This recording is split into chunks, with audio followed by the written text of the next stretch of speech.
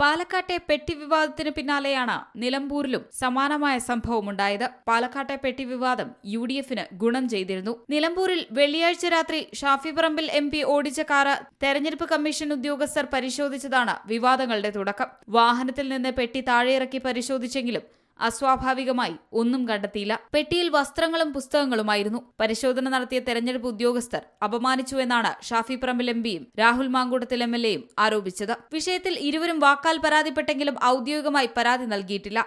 പരാതി നൽകാൻ തെരഞ്ഞെടുപ്പ് കമ്മീഷൻ ഉദ്യോഗസ്ഥരും തയ്യാറായിട്ടില്ല. പെട്ടി പരിശോധന വിവാദമായതോടെ സംഭവം ചർച്ചയാക്കേണ്ടതില്ല എന്ന നിലപാട് UDF നേതാക്കളും സ്വീകരിച്ചു.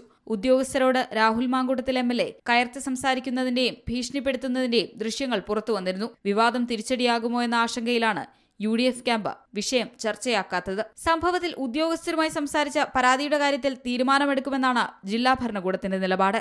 See Malayalam news, Malappuram. ഏറ്റവും പുതിയ വാർത്തകളും വിശേഷങ്ങളും വിരൽത്തുമ്പിലറിയാൻ സീ മലയാളം ന്യൂസ് എല്ലാ ഡിജിറ്റൽ പ്ലാറ്റ്ഫോമുകളിലും ലഭ്യം.